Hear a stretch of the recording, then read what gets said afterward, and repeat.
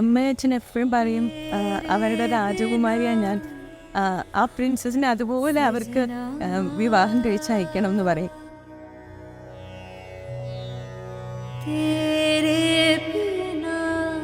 അവരുടെ പ്രിൻസസ് ആയിട്ട് തന്നെ എന്താ പറയാ, ഭയങ്കര ഹാപ്പി ആയിട്ട് ഇന്ന് ഞാൻ കല്യാണം കഴിക്കാൻ പോവാണ്.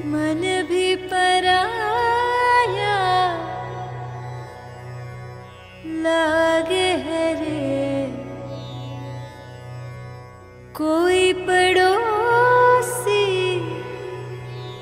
लागे है रे तेरे बिना सजना.